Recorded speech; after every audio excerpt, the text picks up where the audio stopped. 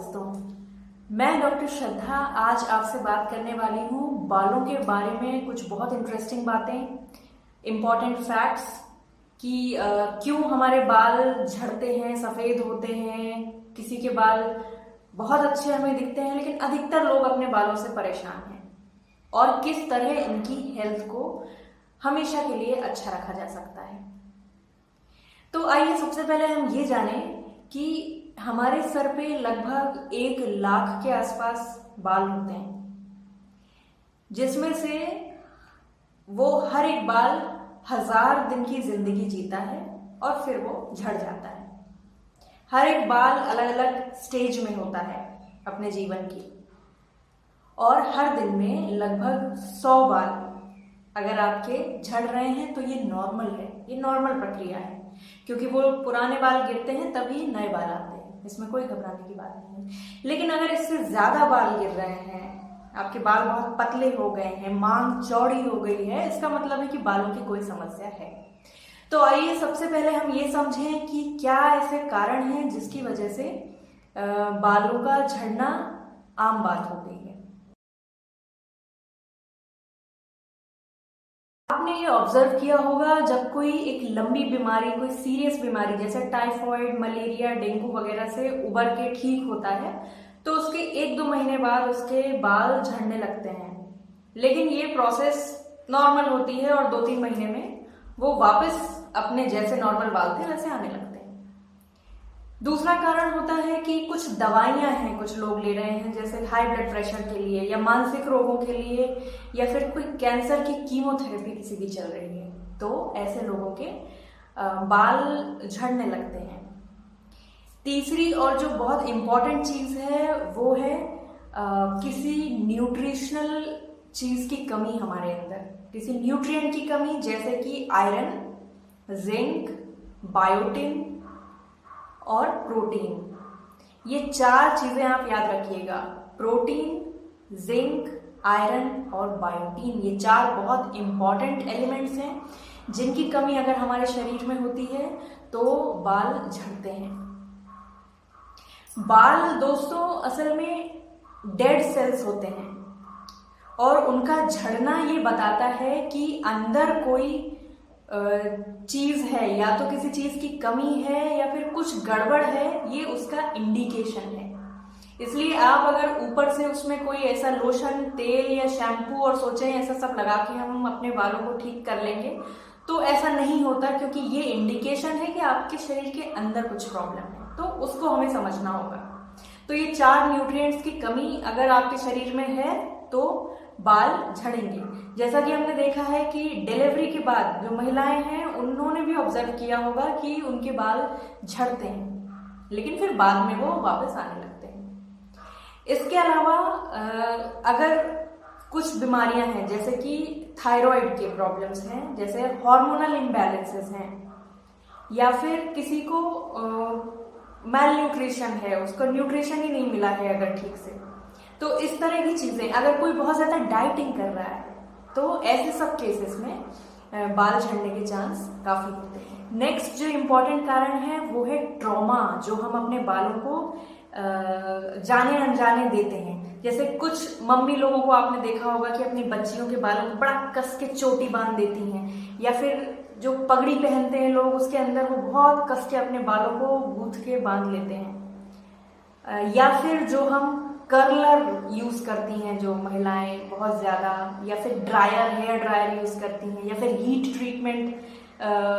से जो कर्लिंग या फिर स्ट्रेटनिंग करवाते हैं, हम स्मूथनिंग करती हैं, बालों में बहुत सारी प्रक्रियाएं हैं, केमिकल्स यूज करते हैं, कुछ लोग ब्लीच करवा लेते हैं अपने बाल, कलरिंग करते हैं, डाइंग करते हैं। ये सारी चीजें हमारे बालों को बहुत नुकसान पहुंचाती हैं, जिसके कारण बाल सहन नहीं कर पाते और झड़ने लगते हैं।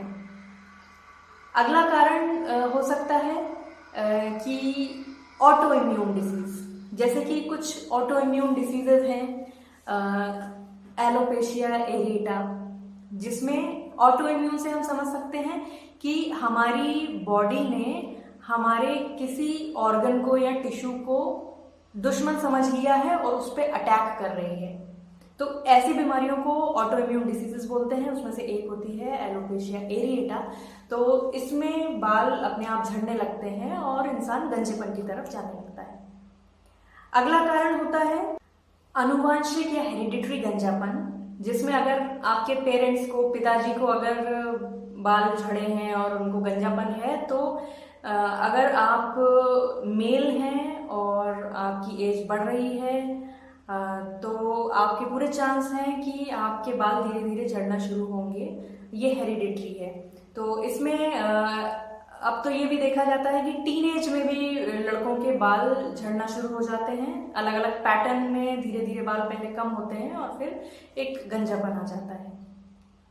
इसके अलावा फंगल इन्फेक्शन भी एक इम्पॉर्टेंट फैक्टर है बाल झड़ने के लिए। इसमें क्या होता है कि पपड़ी जैसी ऐसे बालों में बनने लगती है और पैची, अलग अलग छोटे छोटे गुच्छे के फॉर्म में बाल निकलने लगते हैं और पैची गंजापन देखने को मिलता है। बच्चों में काफी कॉमनली ये देखने को मिल जाता है। तो ये सारे मेन कारण हैं बाल झड़ने के। इसके अलावा अब हम बात करते हैं बाल सफेद होने की। तो कुछ लोगों में ये पाया गया है कि एक अर्ली एज में ही बाल सफेद होना शुरू हो जाते हैं। इसका भी यही कारण है। बहुत सारी फैक्टर्स हैं, जैसे कि विटामिन B12, B6, B3 की कमी होना, जिंक, कॉपर, प्रोटीन जैसे बात की हमने पहले भी, तो ये सब चीजों की कमी होना, ऑक्सीडेटिव स्ट्रेस बहुत ज्यादा हो जाना, मानसिक स्ट्रेस बहुत ज्यादा हो जाना, या जो लोग स्मोकर्स हैं, ऐसा रिसर्च में पाया गया है कि जो स्मोकिंग करते हैं काफी ज्यादा, तो उनमें 2.5 गुना ज्यादा चांसेस होते हैं कि उनके बाल जल्दी सफेद होंगे। तो इस तरीके के कुछ कारण हैं जिनकी वजह से बालों का झड़ना, सफेद होना, डैंड्रफ होना, ये सारी चीजें कॉमन है। समस्या से बचा कैसे जाए, तो मैं आपसे आज ये सब बात नहीं करूंगी कि ये चीज खा लीजिए, इसमें बायोटिन होता है, इसमें प्रोटीन होता है, वो कोई भी बता देता है। वो सब एक थियोरेटिकल ज्ञान है और उससे हमने बहुत ये सब सुन रखा है, लेकिन कुछ खास फायदा नहीं हुआ है। आज हम बात करेंगे प्रैक्टिकल चीजों की जो हम सच में अप्लाई कर सकते हैं अपनी लाइफस्टाइल में, जिससे हम अपने अंदरूनी सभी चीजें करेक्ट कर लें तो उसका असर हमारे बाल खुद दिखाएंगे। जब वो हेल्दी होंगे तो मतलब अंदर सब ठीक है। तो कैसे खाना है, क्या लाइफस्टाइल हो, कैसे हो, ये सारी चीजें हम डिस्कस करते हैं। सबसे पहले बात करते हैं खाने पीने की चीजों की, ताकि न्यूट्रिशनल जो डेफिशिएंसीज इतनी कॉमन हो गई हैं वो ना हो। कैसे शुरू करें?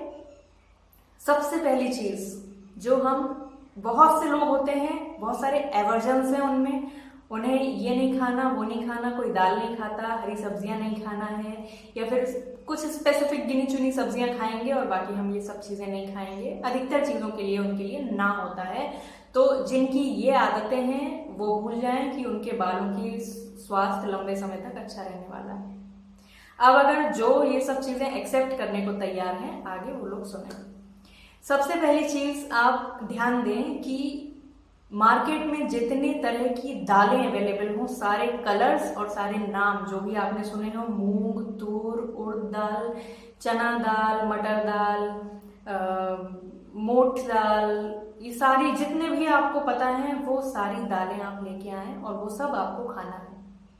इसके अलावा जितने भी बीन्स के नाम आपने सुने हैं या फिर कलर्स जो आप जानते हैं, व्हाइट कलर का ब्लैक बीन्स है, सोया बीन्स है, ये सारे बीन्स भी आप बदल बदल के अपने खाने में इस्तेमाल करें। इसके अलावा जो हम गेहूं है, मक्का, ज्वार, बाजरा, ये सारी चीजें, चावल, कुछ लोगों का रहता है कि चावल नहीं खाना, कुछ लोगों का ये है कि उनको सिर्फ गेहूं ही खाना है और कुछ भी सीरियल्स नहीं खाना है। तो ऐसा नहीं है, क्योंकि हर एक फूड आइटम की अपनी न्यूट्रिटिव वैल्यू है, उसमें कुछ स्पेसिफिक विटामिन्स और कुछ स्पेसिफिक न्यूट्रिएंट्स जुड़े हुए हैं, इसीलिए सारी चीजों का इंडियन फूड में समावेश किया गया है। इसके अलावा नेक्स्ट चीज आती है सब्जियां। जो भी सब्जियां लोकल मार्केट्स में अवेलेबल हैं, स्पेशली हरी पत्तेदार सब्जियां, गोभी, पालक, शकरकंद, ये इंपॉर्टेंट चीज़ें हैं, इसमें खास न्यूट्रिएंट्स हैं, ये आप ध्यान से सुने। ये सारी चीज़ें आपको अपने खाने में फ्रीक्वेंटली इस्तेमाल करनी चाहिए। अब बात आती है डेयरी प्रोडक्ट्स की। बहुत से लोगों को कुछ स्पेसिफिक डेयरी प्रोडक्ट्स नहीं पसंद है, किसी को दूध पसंद नहीं है। बहुत सारे ऑप्शंस हैं आपके पास, दही है, छाछ है, पनीर है। इनमें से जो भी आपको पसंद है वो आप यूज कर सकते हैं। ये चीजें आपने इनकॉर्पोरेट कर लिया, बहुत अच्छी बात है। आगे हम बात करेंगे घी की। 3 से 4 चम्मच घी आप अपने डेली जो भी फूड आइटम्स ले रहे हैं उसमें ऊपर से डाल के आराम से खाएं। उसमें बहुत सारे न्यूट्रिएंट्स होते हैं जो हमारे लिए बहुत जरूरी है, बिल्कुल नुकसान नहीं करेगा। भले ही आपका कोलेस्ट्रॉल हाई रहता हो, आप परेशान ना हो, आराम से ले सकते हैं घी। नेक्स्ट चीज आती है हमारा जो हम मसाले यूज करते हैं। इंडियन मसाले बहुत अच्छे हैं, सारे यूज करें आप। जो स्पेशली इंपॉर्टेंट हैं, जो हम बघार लगाते, छौंक लगाते समय यूज करते हैं, तो उसमें हम काली मिर्च का इस्तेमाल करें। इसमें बहुत सारे एंटीऑक्सीडेंट्स हैं और इसमें विटामिन सी है और भी बहुत सी चीजें हैं। इसके अलावा लहसुन का इस्तेमाल करें। ये चीजें हो गई। अब बात करते हैं नॉन वेजिटेरियन खाने की। तो जो स्पेशली जिसमें एंटीऑक्सीडेंट्स और विटामिन मिनरल्स हैं वो वाली चीजें हैं फिश और एग। जो लोग नॉन वेज खाते हैं वो उनके लिए ये दोनों चीजें बहुत अच्छी हैं। अब हमें जिंक, आयरन, ये सब नेचुरली हमें कैसे मिल जाएगा, ये हम पहले भी डिस्कस कर चुके हैं पुराने वीडियोस में कि आप अपने घर में दाल चावल को पीतल की हांडी में बनाइए। पीतल में जिंक एज इट इज होता है, जब हम उसमें खाना पकाते हैं तो वो उसमें घुल जाता है और हमें हमारे जिंक की कमी पूरी हो जाती है, जैसा पहले समय में लोग करते थे। अपने घर में सब्जियां लोहे के बर्तन में बनाइए, दूध लोहे के बर्तन में गर्म कर सकते हैं। इससे जो लोहे में आयरन है वो उसमें घुल जाएगा और आपके शरीर में उसकी कमी पूरी हो जाएगी। आयरन की कमी पूरी करने के लिए बहुत इंपॉर्टेंट चीज है, आपके घर में गुड़ होता है, थोड़ा सा गुड़ आप डेली खाने की आदत डाल लीजिए। जो खजूर होता है उसमें भी बहुत सारा आयरन होता है, वो भी हम डेली खा सकते हैं। चलिए, बेसिक चीजें हैं, ये हम आराम से कर सकते हैं। आगे बात आती है हमारे स्नैक्स की। हमें बहुत आदत है चॉकलेट्स, नमकीन के रैपर्स, नमकीन लेके खाना, अलग अलग रैपर वाले और अलग अलग फ्लेवर्स वाले। तो इसके बदले में उसमें कुछ खास न्यूट्रिशन हमको मिलता नहीं है। अब हम उसको बदल देंगे। हम स्नैकिंग करेंगे किन चीजों पे? बादाम, काजू और किशमिश। इसमें वो सारे न्यूट्रिएंट्स आपको मिलेंगे जो आपकी सेहत के लिए और बालों की सेहत के लिए बहुत जरूरी है। और आप स्नैकिंग करेंगे किस चीज पे? कद्दू के बीज और खरबूज के बीज, सीड्स। ये भी आपको आपके किराने की शॉप पे मिल जाएंगे। इनको आप लेके आइए, भले ही थोड़ा रोस्ट कर लीजिए, डब्बे में पैक करके रखिए और जब भी स्नैकिंग का मन करे तो इन्हें खाइए, बशर्ते चॉकलेट्स के और नमकीन के। ये बहुत सारा न्यूट्रिशन आपको प्रोवाइड कर देंगे। अब बात आती है कि ये सारी चीजें जो हैं वो हमारी आदत अब पड़ गई है आजकल कि हम सुपरमार्केट्स से सामान लाना अच्छा समझते हैं, क्योंकि एक जगह सब मिल जाता है, भर लो ट्रॉली में और लेके आ जाओ। मगर बहुत सारी ऐसी चीजें हो जाती हैं गड़बड़ की उसमें बहुत सारा न्यूट्रिशन खत्म हो जाता है। वो उनकी जो दालों को और चावल को जो प्रोसेसिंग करके चमकीला बनाने की प्रोसेस होती है तो उसमें बहुत सारा न्यूट्रिशन खत्म हो जाता है। ये ध्यान दें कि जब भी आप ये सामान लेते हैं तो जितना डल दिखने वाला और साधारण दिखने वाला सामान है वो सबसे अच्छा है। पॉलिशिंग और चमक के पीछे हमें नहीं जाना है। तो याद रखिए, अपने लोकल मार्केट से, लोकल किराना दुकान से, लोकल ब्रांड का, जो आपकी जानी मानी ब्रांड्स हैं जो खेतों में उगते हैं, जो हमने अपने आसपास गांव के लोगों से सुना है कि ये वैरायटी का चावल और दाल हमारे यहाँ उगता है, तो वो खरीदें। जो लोकल मार्केट में वेजिटेबल्स यानी सब्जियां और फ्रूट्स जो मिलते हैं वो वाले फ्रूट्स खाएं। सुपर मार्केट में हम जाते हैं, हमको ब्रोकोली, एवोकाडो और दुनिया जमाने की चीजें मिलती हैं। ये विदेशों में चलने वाले फल हैं। वहां के लोग उस मिट्टी में बड़े हुए हैं, पैदा हुए हैं, ये उनके लिए यूजफुल है। हम जिस मिट्टी में पैदा हुए हैं, हमारे यहाँ वो मिट्टी वहाँ खेत में जो उग रहा है वो हमारे लिए बेनिफिशियल है। ये नेचर का एक बेसिक इशारा है, इसके साथ चलेंगे तो बहुत ही हमारे लिए अच्छा होगा। अच्छा, बहुत से लोग पूछते हैं कि तेल कौन सा इस्तेमाल करना चाहिए, तो तेल पे भी यही चीज लागू होती है कि जो आपने सुना है कि आपके आसपास खेतों में सरसों, सोयाबीन, मूंगफली तेल, ये सारी जो चीजें हैं वो उपज हो रही है उनकी, तो वही तेल आपके लिए लाभदायक है। आप फैंसी नाम में अगर पड़ जाएंगे, rice bran oil, sunflower oil, तो ये हमारे कुछ खास काम के नहीं है, इनकी जरूरत हमें नहीं है। जो लोकल है वो बेस्ट है, सबसे अच्छी चीज। ये मंत्र आप याद रख लें, फिर आपको किसी से कुछ पूछने की जरूरत नहीं होगी। ऑयल्स भी आप अलग अलग जो आपके यहाँ लोकली अवेलेबल है, एक महीने एक लाइए, दूसरे महीने दूसरा ऑयल लाइए और उसमें अपना खाना पकाइए। चेहरा गोरा करने का और बाल काले करने का हमारे देश में एक बहुत बड़ा बाजार है। इस ट्रैप में बिल्कुल भी ना फंसें। हमें क्या करना चाहिए, एक बेसिक रूटीन हम समझ लेते हैं कि हम क्या कर सकते हैं। बालों को, जिनके लंबे बाल हैं, हफ्ते में 2 बार कम से कम जरूर धो लें। एक नॉर्मल सा हर्बल शैम्पू और हर्बल कंडीशनर हम इस्तेमाल करें।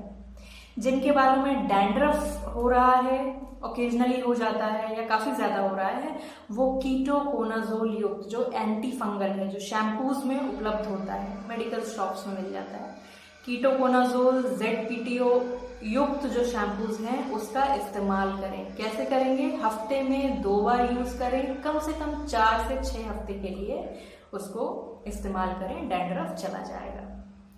इसके अलावा बालों की ऑयलिंग हम करें तो कैसे करें, याद रखें कोई भी बहुत ज्यादा खुशबूदार चीज अपने बालों में हमें, चाहे वो शैम्पू हो, कोई स्प्रे हो, कोई भी केमिकल हो, इस्तेमाल नहीं करना चाहिए।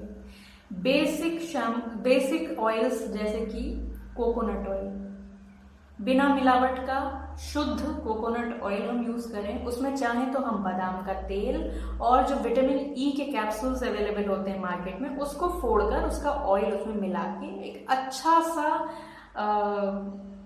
तेल अपने बालों के लिए तैयार कर सकते हैं।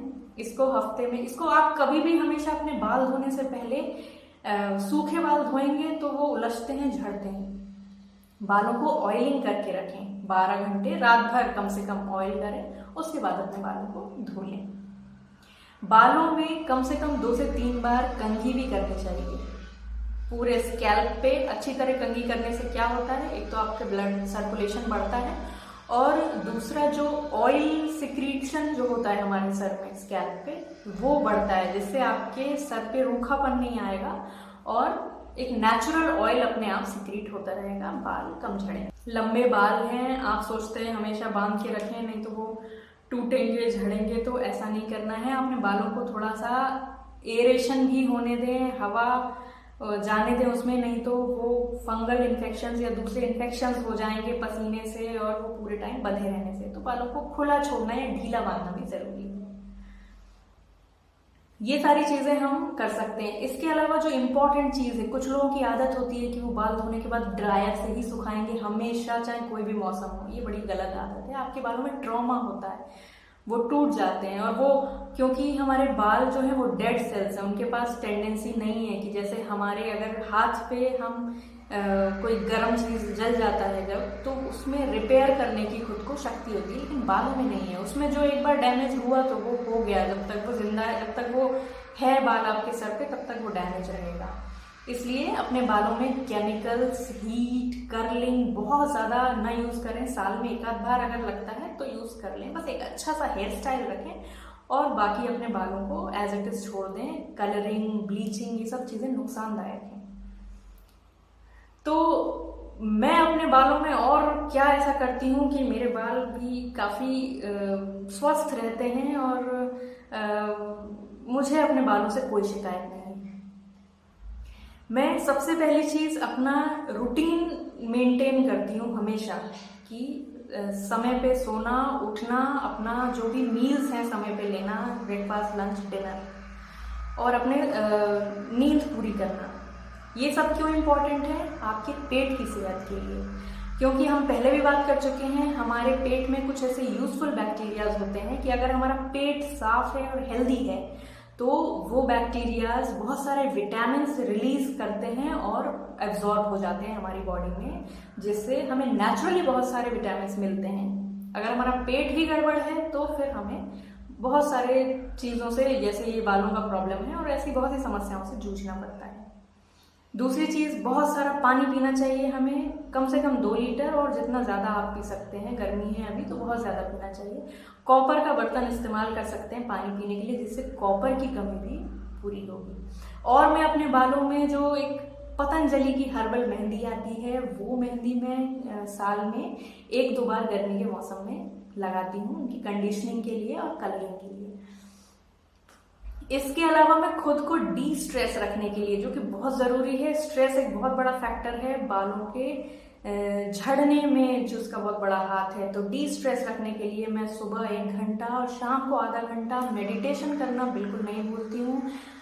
तो आप भी ट्राई कर सकते हैं, या फिर आपको जो भी चीज़ जिससे आप डी स्ट्रेस हो सकें और कूल मेंटेन कर सकें अपना, वैसी चीज़ हमें रोज़ अपनी लाइफस्टाइल में इनकॉर्पोरेट करना चाहिए।